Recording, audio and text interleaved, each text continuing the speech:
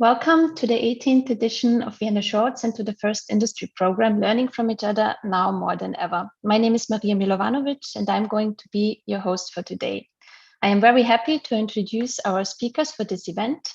We have Abigail Addison, producer and director of Animate projects, Laura Welzenbach, head of Ars Electronica Export, and Eva Fischer, founder of Soundframe and festival director of CIVA, the new media art festival in Vienna. Welcome to you. Before the speakers introduce themselves and their work, I wanted briefly to say a few words about this year's industry events and this talk. One of our main topics this year was to learn more about digital access to art and culture, which means hybrid events, in our case, in real life and online events, as well as curating in different contexts. For that, we've invited artists, curators, scientists, researchers to share their work and ideas, as well as their opinions on these topics.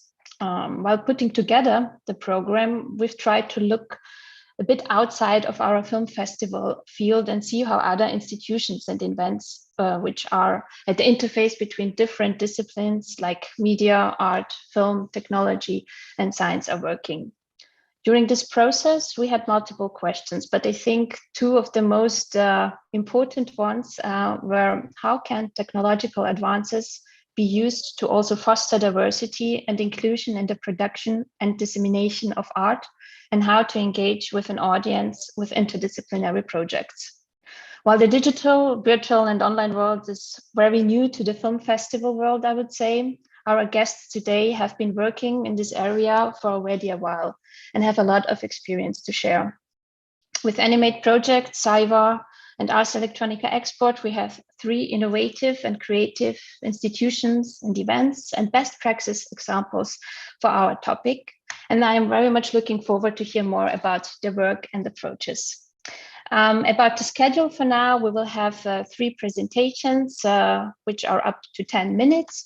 And I would suggest that we go through the presentations. You can post your questions in our YouTube chat, and we will make sure to answer all of them after the presentations.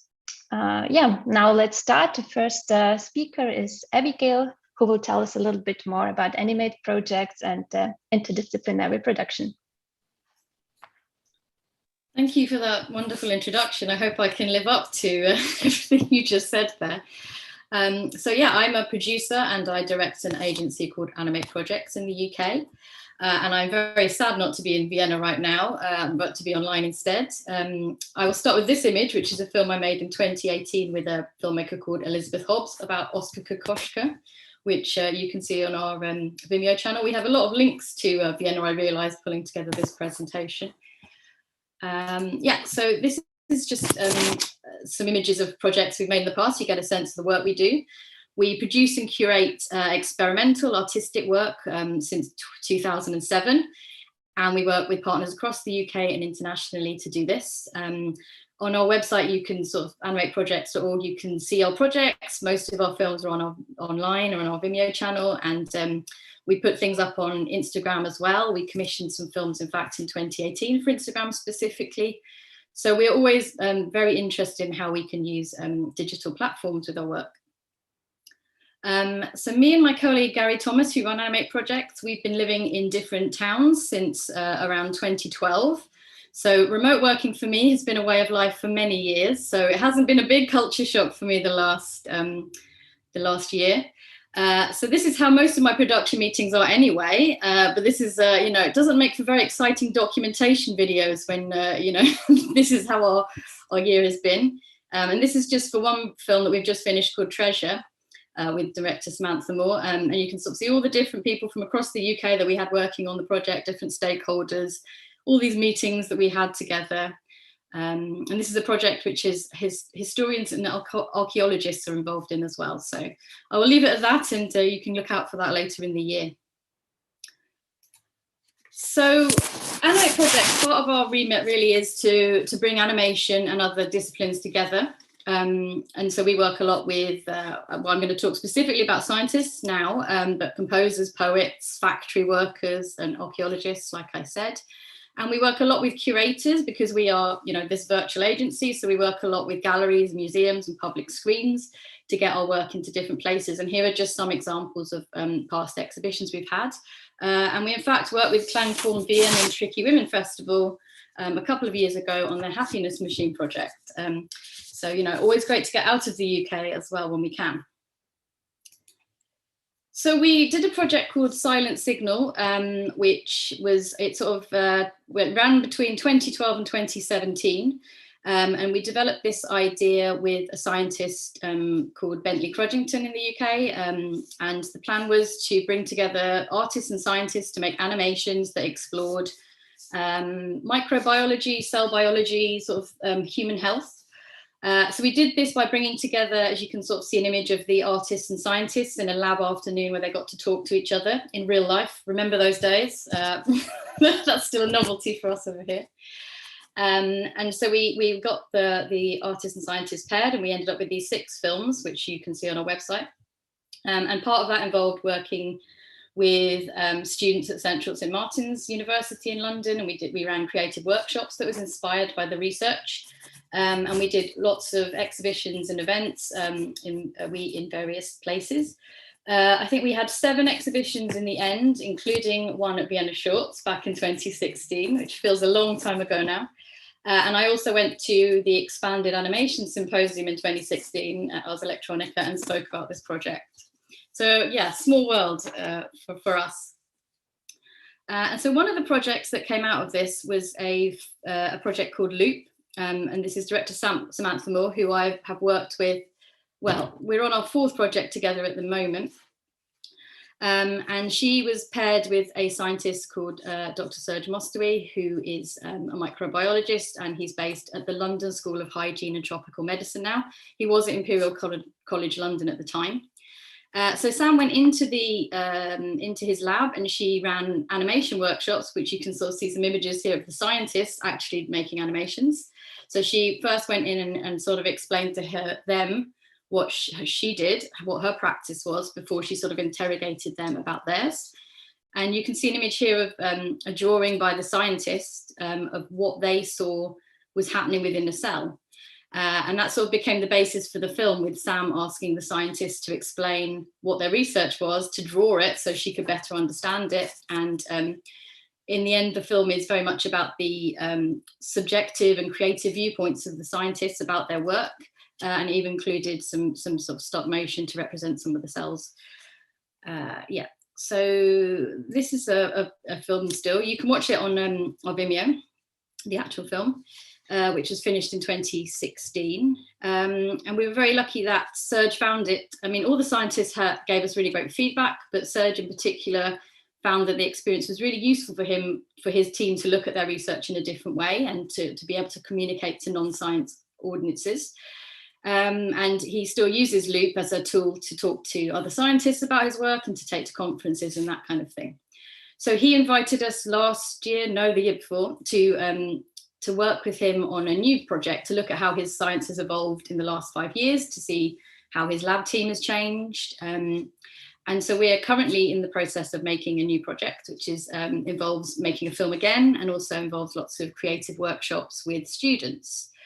So this time we are working with Central St Martin's again. We're working with Manchester Metropolitan University and the University of Volda in Norway. And we're really interested in this cascade of learning, and that's been something we've been doing a lot recently, is with working with the students to use the research to inspire creative workshops to interest young people who are sort of between 13 and 18 to think about their health, which obviously has been a big thing in the last year, people very aware of their bodies and their health at the moment, and to really sort of think about what scientists do and careers and that sort of thing. And one of the great things about this project is that some of the students are scientists, some of the students are artists, some of them are both. Central St Martin's, in fact, has a master's in art and science, so you get a really interesting hybrid of students in that course. So this was supposed to be live, but of course last year changed all that. So this is how our project looked over the last year. So we've been very lucky to work with brilliant artists and course leaders at the universities, and with these incredible students and lab team members. and so sort of look at all the tools that are out there available to us to be able to make interesting work. So we've been using all the kind of things I'm sure you're all aware of, lots of Zoom meetings bringing together the scientists and artists to ask questions. We've been using Slack channels where the students can share ideas and artwork and ask questions of the scientists as well. We use Mentimeter to kind of do interactive polls. That's the image in the middle, sort of just kind of polling people for feedback. The bottom, we've got Miro board where we had sticky notes, sort of getting people to start thinking about different areas of the science and the research and what the scientists are up to. And then I've just got an image of one of the scientists being interviewed on Zoom this time rather than real life. And here you can see she's sort of showing her drawings of the research. And so we did little video interviews on Zoom with the scientists, and we posted those on the Slack channel as well, so that the students had a real kind of archive to work from when they were developing their projects. So yeah, the students have been really brilliant bringing this all together in the challenge of having to do creative workshops, never meeting each other, never meeting the young people in real life. And this is just some examples of the kind of promotional material they made to get people to come along. And in the middle, you can just see there's someone made a game in Miro as well, one of the teams. So they actually had people using Miro in quite a creative way for a whiteboard. Yeah, so I think it's been really interesting to see how they kind of put all this work into it to make it both fun and also to make it safe. We had a lot of safeguarding sort of advice from outreach teams within universities about how to sort of encourage, young people to engage, but, to have the options of not putting their cameras on or the microphones on, kind of keeping everything anonymous, and just kind of disabling private chat messaging, keeping an eye on everything, all those kind of things that you kind of need to be more aware of in an online space. And here are just sort of some of the outputs that we had from these creative workshops. And these were only run a couple of months ago. So we had some really brilliant things that people did. We had, these kind of like the whiteboard again, these kind of collaborative drawing games. We had people doing storyboarding, shadow puppetry, GIFs, making games using their own household materials. So it's been really brilliant to sort of see how that's all come to life. We're having a sharing session again with the scientists and the students next week where they can we made some nice, we got a videographer to make some nice videos of the different workshops, which will be online in a couple of weeks' time. So we're going to share those and sort of talk about the project, because what's always very important to us is lots of continuous reflection and sort of development as projects evolve. And especially when it's been a sort of challenge of having to do everything remotely this year. So sort of what we've learned from that to check in on. So I'm just going to let this play in background. This is one of the GIFs that Eleanor Walker, who's a textile artist at MMU, made. Just think it's a really sort of nice and inventive way of making a sort of zebrafish. So now we are at the point where we are in pre-production on the film element. And Sam has actually been able to go into the lab now and speak to the scientists in real life and record interviews with them. So yeah, we've got to now make a film, and then next year, hopefully we will be having exhibitions and events and screenings and workshops in real life, and possibly we'll be returning to speak to you more about how the project went, rather than being in the midst of it like now. I think I'll leave it there. Wow, amazing. Thank you so much, Abigail. I'm fascinated by the work between art and science and how it comes together, and how you're really establishing this platform for these different disciplines to meet each other. It seems beautiful and creative. I think that we will now continue to the next speaker, to Laura, and then later talk a bit more about the production process with Animate project. So yeah, now this was interdisciplinary project, and our next speaker is Laura Welzenbach from Ars Electronica Export. I think most of you are familiar with Ars Electronica. It is one of the most important festivals for technology, science, and art, and also social aspects and developments.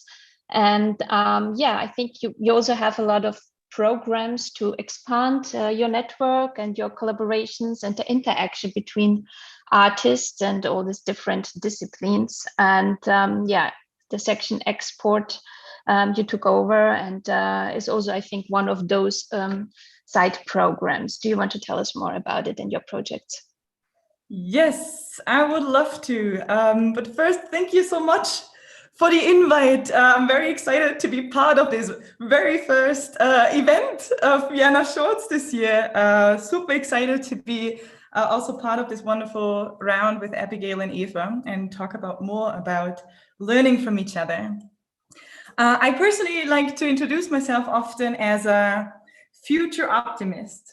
It's fun because as a project manager and producer in the art science field, I always was more interested in the optimist side and the optimist sides of envisioning the future. But saying future optimist also has a beautiful ambiguity, because you could also say future optimist. So in the future, at some point, I might be an optimist.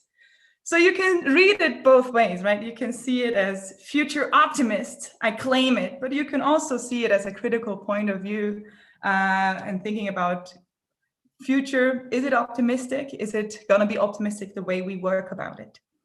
So I think in this session, we will definitely talk about the more optimistic side of things. And if we drift to the other one, please let us know in the end. With that, I only wanted to encourage also the conversation from your side as well, right? So as a future optimist, I also work in a very future-oriented organization, as Abigail said already, with Ars Electronica. There we spell future always with all caps. I'm gonna share my screen real quick to just tell a little bit more about Ars Electronica without going in too much depth. Let's see if this works. And maybe I need to make sure I don't have anything else open. Yes, I think it works. So Ars Electronica is quite big, let's call it that. It's big, it has many different pillars. The most popular one is probably the festival, as Marija also already mentioned. It's the big event that we have once a year in September, where the media art scenes and beyond is actually meeting, mostly physical. It firstly changed last year, as we all know, but the festival definitely is one of the pillars, the main events that Ars Electronica organizes. We also have a year-long program. We have a center, the Museum of the Future, with changing exhibitions as well for the general public. So that some people, especially from the international audience, sometimes don't know that we have a day-to-day program as well. An important part of our organization is also the Prix-Ars Electronica, where we also have the different awards, also in animation film, for example, which is maybe more familiar also with the Vienna Shorts in general. Then we go towards the future, because these are the most clear aspects I think we have. We also have a future lab. There we research future questions. Then we export those ideas that we developed at the festival and in Future Lab. That's what I mostly try to do since 6 months now. We also have an organization who works on solutions more targeted towards this business, and our youth program with Create Your World at the festival targets youth in this intersection. And since 1 year now, we also deliver all that at your doorstep. We have a quite frequent and intense streaming platform, and try to think about different ways how to bring all these pillars that I just mentioned to your home with our home delivery services. Yes, that is Ars Electronica at the glance, or yeah. As you see, Ars Electronica is working on many different future questions. And the one question about Ars Electronica that is not only like central to us, I think, but more central to everyone, is how can a center for the future look like in a future after pandemic? It occupied us and it surprised us, to be completely honest. Marija said already, with working in media arts and the digital sector in general, we were maybe better equipped and we were more familiar with working in this environment, but still, it was a surprise. I always try and like to find analogies. Today, my analogy is Media arts is kind of like Michelle Williams in Dawson's Creek. She came in and you first thought like, what the hell is she doing here? And then she turns out to be the absolute superstar of the show. I think media arts, that was like the media arts moment last year, where first everyone was just like, what the hell is media art actually doing here? They ruin everything. They get into triangle relationships with other disciplines.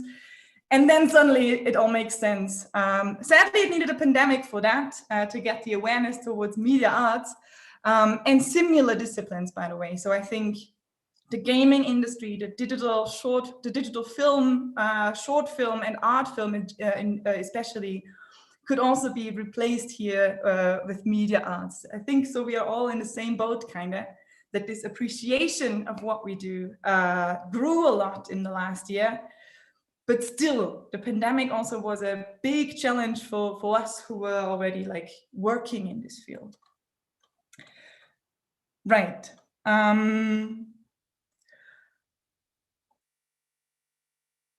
So I could definitely dive into the different programs that we developed, especially for the last year, but I wanted to show you two particular projects. One is on a content level, a more heavy, a more serious one.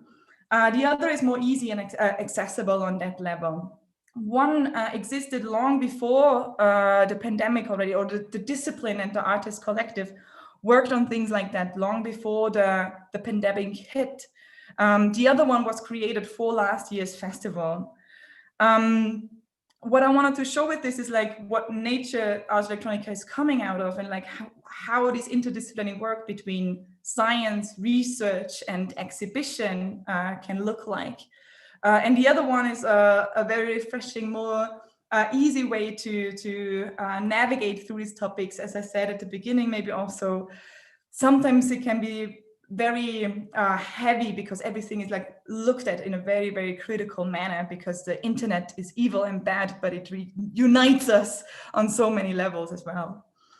So the first example I wanted to show you is forensic architecture. You might know this artist collective or the research agency, actually, which is based at Goldsmiths University in London. They work with cases of human rights violations and communities affected by political violence. So what they do is they scrap the internet with information that they can find, and then analyze them and rebuild scenes and crimes that happen, and see if there are maybe some information lacking, maybe also like some things that just don't match with each other. And I think they do this on such an amazing level that I wanted to show you their website. So let's go there again. So this is one piece that we also showed at Ars Electronica. We showed two of them actually already, and they also won an award, a STARTS honorary mention in 2019. So on their website, you can actually look at different cases. And if you click on one of the cases, you can find the different informations right on the top of what they were researching in. Sea-Watch versus the Libyan Coast Guard is the example that we showed at the festival. And it is about this particular incident that happened in 2019, where the Libyan Coast Guard unlawfully entered like Sea-Watch. So what forensic architecture did, they looked into the case and looked what they could find. So you can see, for example, they scrapped videos from YouTube and checked the different angles. They could locate them on a map, and they were able to reconstruct the scene and what happened and who was on what level at what time. So on the web page, you can find the information that they researched, and you can also actually find the artwork all for free and openly accessible. The research is all,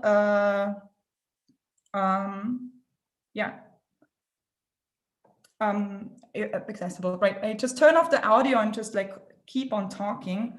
So for example, here they have a timeline on the bottom, right? So they reconstruct the full time of what happened. And usually a speaker is like explaining now all the things that are moving, and you can see. So it just goes into the scene and could like reconstruct the full thing that happens. And what I find now interesting is one particular thing. So let me show you. If we go to forensic architecture and their about section, I just scroll down. Where do we present our work? We present our investigations in international courtrooms, parliamentary inquiries, the United Nations assemblies, as well as citizen tribunals and truth commissions. We also present our work in keynote lectures, seminars, publications, exhibitions in art and cultural institutions. So the source of their work was fundamentally different. They wanted to investigate a crime scene that was like targeted towards human rights violations. And then they entered different science disciplines to do so. And lastly, ended in exhibitions and cultural institutions to show their work. So they were exhibited and became part of art exhibitions. And that's on a global level. So I think it's like super interesting how this now works with different tools on a narrative, like a very film-based level on the one hand, and then also is present and important on so many levels in different disciplines. And you can see them exhibitions, and you have the full thing also online for your consummation at home, which is also really nice. So that was the more heavy topic. Maybe let's look at something more playful. As you can see, it's definitely going to be playful because it's a game. And that is also a nice way to go to think about exhibitions differently. The gaming industry did it all already. They are the experts and the most brilliant minds when it comes to online engagement. We all can learn so much from them. We don't need to reinvent the wheel. That's also why I like that Abigail said they made their own games on Miroboard, right? So we can think about these tools that are out there. We don't have to do them completely new, but we can utilize them differently. And this artist just made a really catchy 2D game in a very old school style that I wanted to show you. It's also super easy to access it. Maybe Marija will share the links then also afterwards where you can visit them. So you just load, so you can see it's made also for phone. You can easily do it on your phone. When you enter the game, I already registered myself. So you have your own little avatar, and then you meet Webb. Because Thomas Webb is the artist. Oh, so sorry about this. Just a second.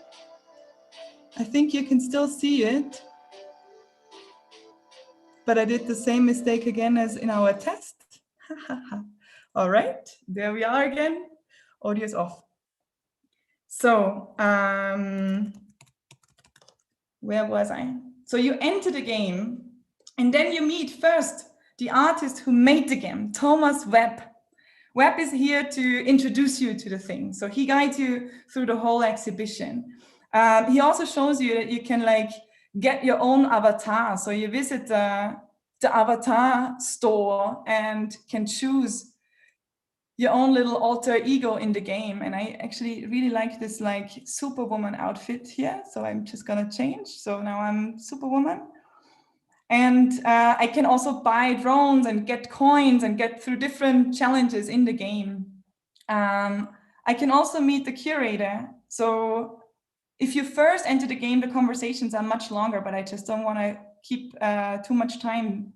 So Annika is the curator of the game. Wait, maybe she's on break? No, here she is. Enjoy the show. So she already explained me what she did and what the narrative of the exhibition is. So that's the beauty when you start entering the game. You can explore the exhibition with the curator and the artists. And now, last but not least, so here you can get some coins, and then you can buy things in the avatar shop. There is Rachel, one of the artists. And I can visit her gallery, which is like beautifully pink. And her gallery, I can enter and visit her. Show Rachel, exactly. So her artwork pops up and I can watch it online. It's a beautiful way how to interact with online art in a different way. And there are the two examples that I wanted to share with you today. There are so many more that we could talk about. And yeah, I'm sure we have more to exchange in our conversation. Thank you so much. Thank you, Laura. Really amazing, both projects, although they are so different and so different disciplines. It's beautiful to see how they then work together online again. Yeah, we'll definitely talk about that as well. But yeah, the best projects, I think, won't be discovered if there are not really platforms who are showing them and exposing them to an audience. And yeah, this brings me to our third speaker, to Eva, who founded Soundframe and established CIVA. And CIVA, the New Media Art Festival in Vienna, managed already, I think, in its first year to establish itself as an important player in the field of interdisciplinary work for media art and more. And yeah, I'm looking forward to hear more about your work, Eva. Thank you so much, Marija, and the Vienna Shorts Festival to have me. I'm really super happy to talk with you, Abigail, Laura, and Marija about how to learn from each other, which is basically really the nicest question you can ask yourself, I think. I'm gonna also share my screen quickly and just gonna show you some of the projects that we did during the last years, where we come from, how everything evolved so that CIVA in the end could happen. So we started Soundframe in 2007 as an audiovisual festival, and then had 10 years of exhibitions, of discourse formats, club nights, live events, and experimental film formats in Vienna and on an international level. And after 10 years in 2016, we did the very last Soundframe Festival, which was a bit sad, but also opened up many new doors. And so we moved on with other formats and also other projects. We realized several commissioned artworks, for example. I'm just having so many project pages open. I hope that it's not getting confusing. But this is a very good example that I definitely wanted to show you. It was one of the commissioned artworks that we did after the festival in 2007 together with the OK in Linz. It was one of the first VR projects that we did together with the Viennese duo Deep Heart. They would produce a whole new VR artwork that was shown then at the OK in Linz, and it was really a very fascinating new way to use this technology. And please always feel free to come to the page and have a look at all the videos. I'm not going to do this now. In the same year, I was invited to co-curate an exhibition at the Metro Kino Kulturhaus by the Filmarchiv in Austria, which was a big pleasure. It was called Analog Digital. I co-curated the show together with Anna Högner from the Metro Kino, and we looked at film at the interface of the analog and the digital, and wanted to state that the digital expands the analog and does not erase it as some fear. There are always discussions that are interesting in that sense. So we wanted to show that each medium allows for its own artistic statement. It was a really nice show. That reached from 16mm to VR in the end. And we kind of like merged the film and the media art scene where I would come from. At the same time, more or less, I was invited to become head of production of the Diagonale Festival in Graz. And I was, on the other hand, able to establish a virtual reality focus also there. Well, and I have the feeling that, yeah, this job made me dive even more into the classical film industries, of course, but also made me look at VR and media art a bit more from a film angle. And yeah, I found it super interesting to understand how to engage an audience in VR, which is really a very intimate and therefore also exclusive medium, maybe other than film, but also a fascinating new way, as I would say, to dive into new stories, spaces, and to immerse yourself. In 2019, we also teamed up with the Vienna Shorts Festival, and together with the XR Vienna community, we realized an exhibition and a symposium at the MAC Museum. That one was called XR Check, so Extended Reality Check. Marija was one of the driving forces behind that, and I think that this was also when we started working together even closer also with Lemonade Films, right? So the community grew, and many projects evolved from this ever-growing network.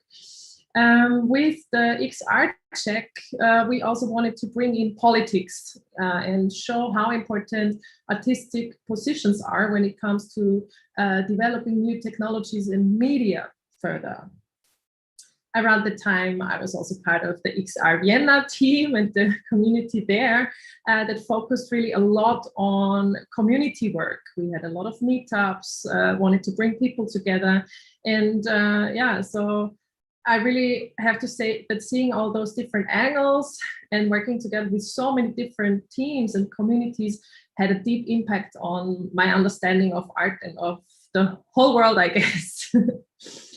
One project that could also be interesting for all of you here is Pixel Bytes and Film. I got invited to host the full year supporting program for this funding format of the BMQs. Together with ORF. I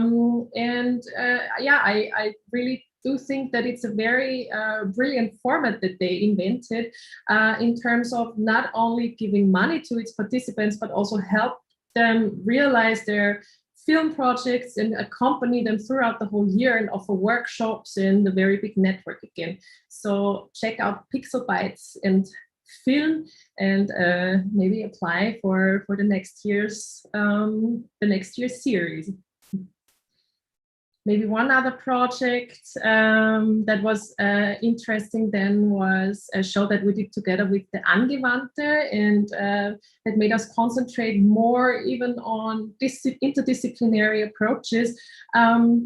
It was an exhibition and a conference called Navigating the Post-Digital, and was really meant as an artistic research project. We asked the question, like how art, science, together with technology would shape our future. And we brought together a group of international artists that work together with scientists. So again, if you're interested in a bit more of a detailed info, always check out soundframe.at. We have Marshmallow Laser Feast, for example, who work together with the Frauenberger Institute. Very, very interesting talks. And that was in January last year, shortly before the first lockdown happened. So I don't know, I think, everyone remembers how that was. I did remember that I deleted 60 to 70 calendar entries, which felt absolutely crazy. Seeing from today, view back, I'm not so sure if I thought it was more crazy to have 70 job-related calendar entries or to delete them. Anyways, I have to say that besides of all the anxiety and uncertainty, I found really enormously interesting how international institutions and artists would and could react to the situation, as also both Abigail and Laura also referred to. And it's amazing how many new projects and approaches popped up on an international level after the first few weeks of shock, I would say. And so we really had a very close view on what is happening on an international level, teamed up with many very, very great people. And already in April last year, together with some people from the Soundframe team and with one very important person, Holger Siemann from Pausanias in Cologne, we had the idea to create a virtual platform and started to build a whole new project. So the area for virtual art emerged.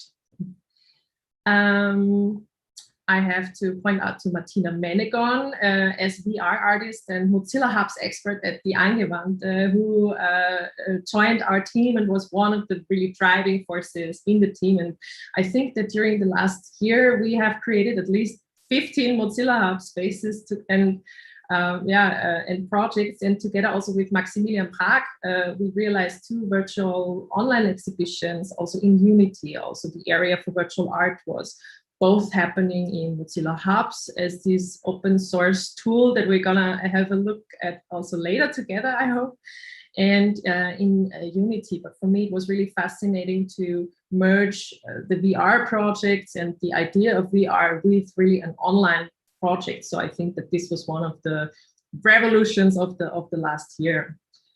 So the area for virtual art was launched in the context of Ars Electronica as well, where Laura again comes into place, who had invited us to the festival. Thanks again, Laura. Was of course super nice also to see all the other projects that happened there. And I think, it's also great, of course, to work together with Laura again, who was already also one of the most important parts of the Soundframe team many years ago. So I think that summing all of that up, we really learned a lot about how virtual environments, especially online ones, work and how to bring in an audience that even might be doing something like this for the first time, or bring together international visitors in the virtual space online. So I want to finish my little talk with the most current and at the time the biggest project that we're doing, the CIVA Festival. We are of course super happy and that we won the call for the new Media Art Festival of the city of Vienna, and that we could realize our festival concept for the first time this last February. It was obviously a fully online and virtual format. The website was kind of our festival headquarter. I can say that the whole format really builds on all the experience that we had during the last years with all of these interdisciplinary projects and collaborations. So CIVA stands for Contemporary Immersive Virtual Arts, but as an acronym, it could also stand for many other things. It's obviously also a wordplay with cyber, and we are, for example, in the team talking about cyber feminism or cyber activism or cyberspace.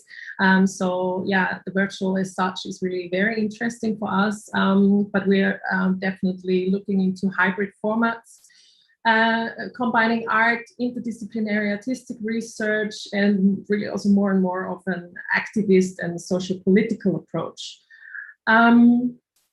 I have to say that I see all of this really as empowerment. Also for me as a curator, it felt really good to be able to build our own virtual spaces, to invite an international audience, invite international people. And I'm happy to say that during our first festival, we already reached over 6,000 people from 79 countries in the world, which is absolutely amazing for me. And I think that this international level would really only be possible in this online format. So for us, that was really also very a pro, I would say. So just quickly, we had a virtual exhibition. We had many discourse formats with exhibition tours, with artist talks.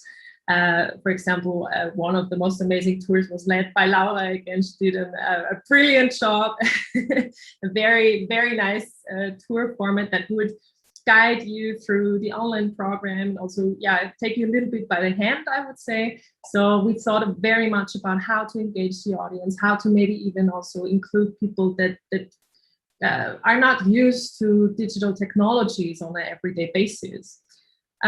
We had workshops for pros also on the other hand, together with the Unreal Engine, for example, by Epic Games, or the augmented reality app, RT5.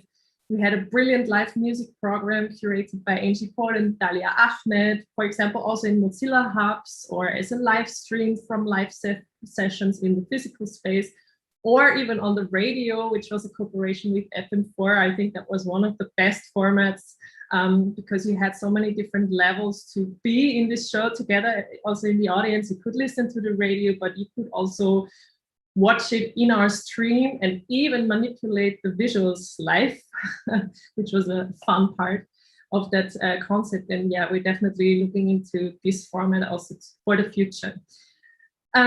So one of our main concerns was really to create this kind of festival feeling, even if we are online. And so we thought a lot about our social platforms, how to moderate our chats and channels in order to really make people feel good, feel engaged, and also feel safe. And we had a very amazing film night that was curated by Marija. It was a short film program only for one evening, exclusive, unique event that we streamed in Twitch. And I also think that this was really one of the highlights. And you had the filmmakers in the chat, you could chat with them, watch the film program together. And even if every one of us was in their living rooms, I at least had the feeling that, yeah, we were all together watching the program. So yeah, we will definitely stick with many of those formats in the future, even if we go back to the physical space. And we want to find a way to reach both of our local and our international community. So yeah, also you as the audience today, stay in touch with us, CIVA.at. And I think right after our talk, we will have the chance to also jump to some of our Mozilla Hub spaces. Marija and me will share the links with you in the YouTube chat. And before we jump, I will just give everyone who doesn't know Mozilla Hubs yet some quick infos on how to use it. And yeah, so looking forward to that also. And thanks again. Thank you, Eva, for this beautiful insight and so many different collaborations. I mean, I think after listening to you three, I really have the feeling if there could be handed out an award for hybrid formats and collaboration, the three of you would definitely be on the list for that.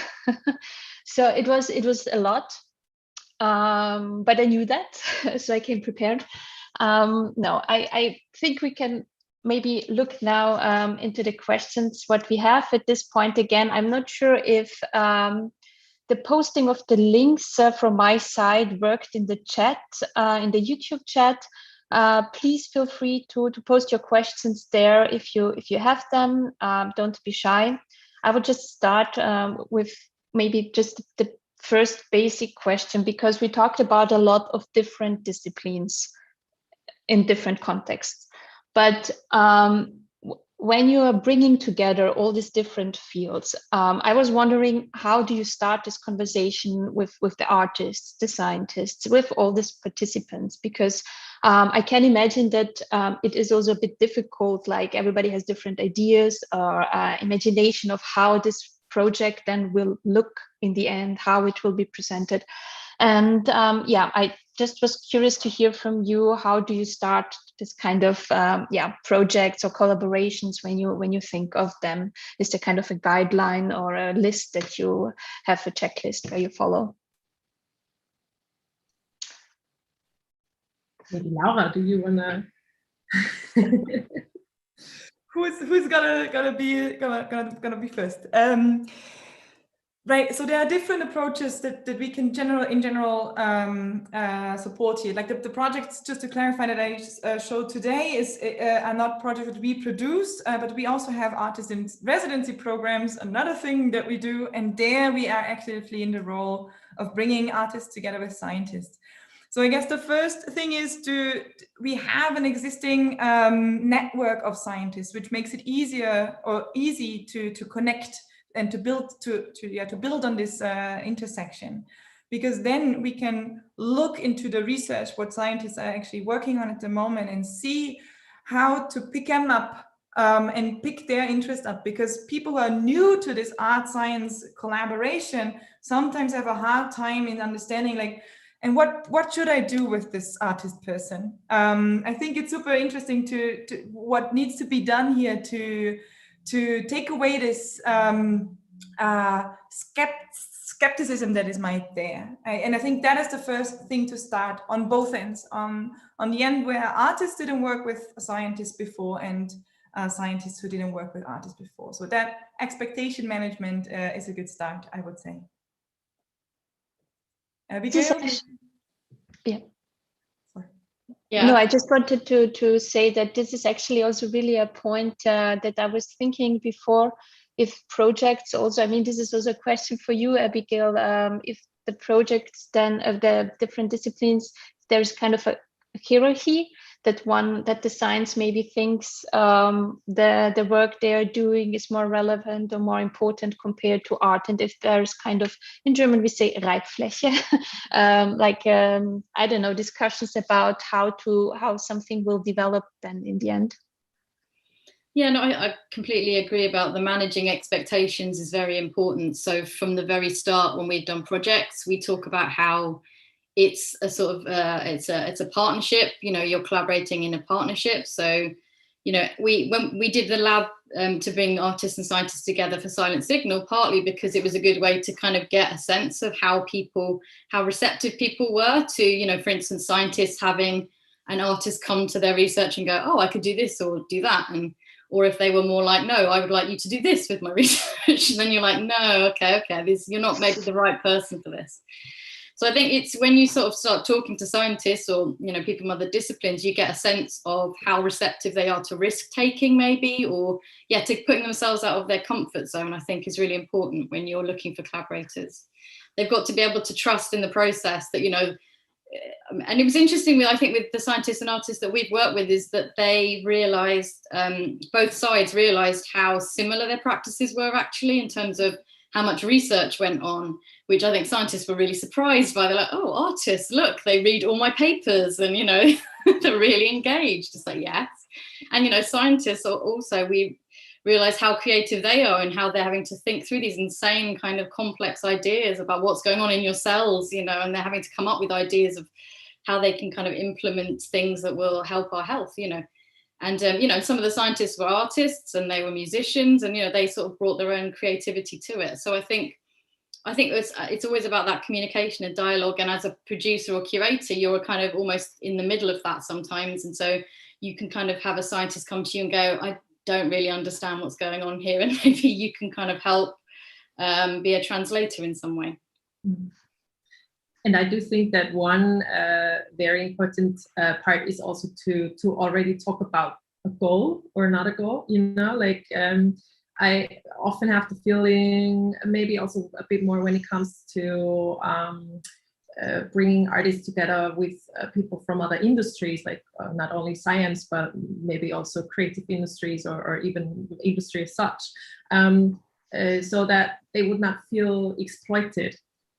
So you come with great creative ideas and we then make the money, you know, so I think this is also a very good thing to talk about in the very beginning. And when we did this navigating the post-digital format, for me a learning really was also to see that, as you already also said, Abigail, and it's not so far away from each other, but on the other hand, also what I heard from many scientists was to bring in new ways to deal with data, and maybe a bit more of a creative way, a bit more this thinking outside the box that doesn't need to have this goal in the very beginning, but then leads you to another goal, or leads you to the exact goal from the, you know, from, how do you say that in English? From hinten rum. Yeah. From the back door. From the back door.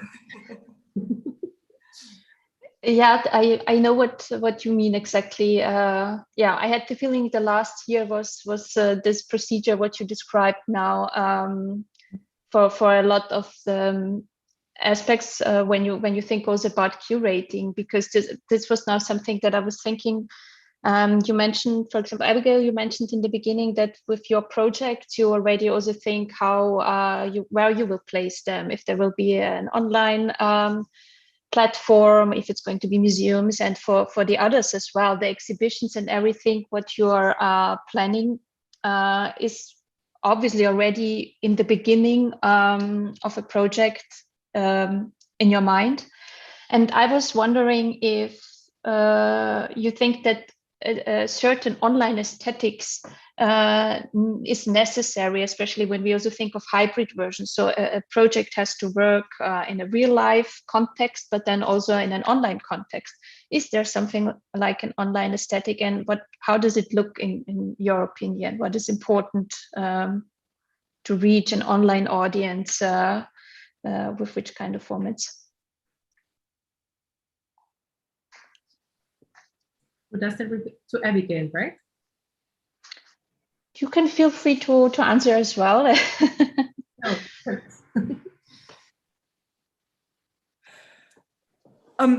in general, I think this is, it always depends on who you want to reach with it, right? If you want to reach a new audience with it, it's super easy. It's super important that it is easy. That is the most important thing when you design it. When it comes to a design idea, it has to, like, we are learning newly how to navigate the digital in that intense form. There are different ways that we learned already when we think about social media and online calls and whatnot. But if it comes to social interaction in a way of meeting somewhere and learning, I think there is definitely a lot to experience there. That we definitely haven't had the chance to go so deep into it as in the last year. And to make it easy, I would say, is the most important thing when we want to reaching new audiences.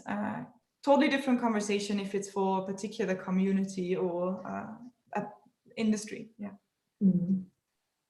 Yeah, and in the course of the CIVA Festival, I think we learned how important moderation is, also to make it easy. And then, as I said before, Laura did this amazing tour where she tried to also guide people. Sorry that I'm talking for you, Laura.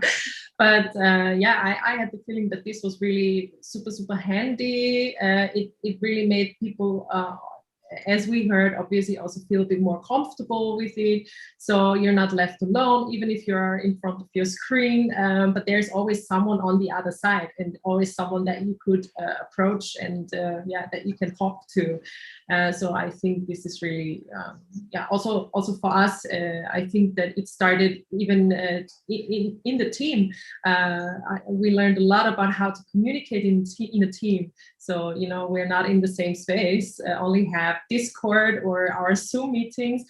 How do you have to contribute all the infos that everyone, yeah, is aware, that it reaches everyone, and then all yeah, everybody's on the same page, kind of. So that was really a challenge, I would say, but I think we definitely learned a lot also for the future. So yeah. So you're going to continue to plan projects as hybrid versions. You were happy with the outcome of what you kind of reached online, but then you want to continue to put this together for next year to have a hybrid version of the festival. Yes, definitely. We definitely want to go back to physical space and do, you know, physical exhibitions, and of course, hopefully also live events and all of that. But as I said before, the international level of how we could reach people is really amazing. And so we are already thinking about how to combine. And I think that the main question is not to, you know, copy or translate from one level to the other, from the analog to the digital, or the other way around, but to really find new hybrid formats that work as such. And yeah, that is the very nice challenge that we are facing at the time. Wonderful. Thank you so much for your presentations, to give us bit of an insight on what you're working right now, the hybrid formats, the interdisciplinary formats. I think it's amazing, and I really was motivated to check out what is going to happen next with your schedule and what you're going to do with the partners you are having. I think it is inspiring, and I hope that also that our viewers kind of got inspired to maybe also look out of their bubble, to try out new formats, new collaborations. And yes, before we are jumping into Mozilla Hubs, I also would like to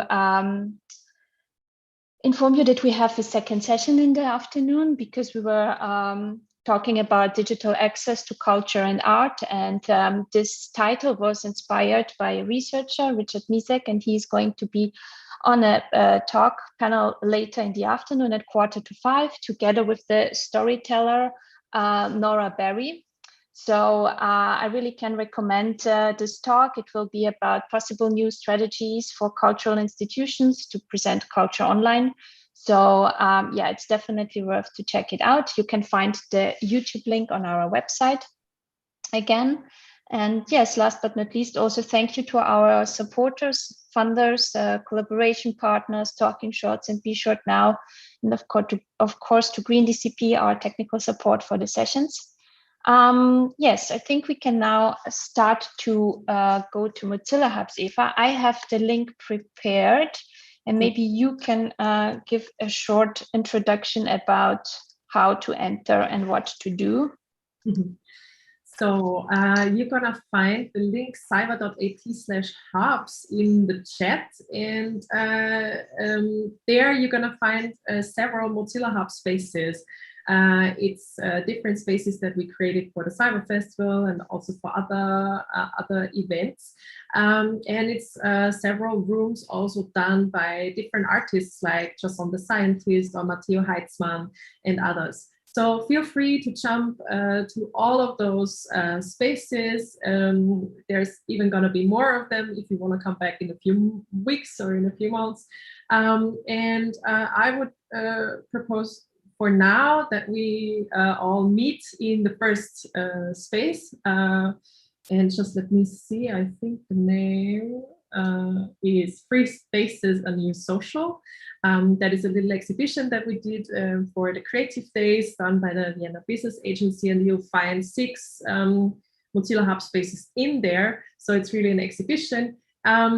Please do not use Safari as a browser. That's the only really important information that you should have. Every other browser is super, but please don't use Safari. Then if you are there for the first time, you can choose your avatar, you can give it a name so that we also recognize each other and see who is there. Then it's really easy to move inside the space. You just use your mouse to look into the direction you want to go. Use the WASD, WASD, to navigate back and forth, left and right, or the arrow keys. And one feature that I love and that you should definitely try, and sometimes you even need it to go from one place to the other, press G, so just the G button, to enable fly mode. And as soon as you have that, you can also fly up in the sky or even dive into I don't know, the ground and see what's beneath it. So that's really, really a nice thing to have.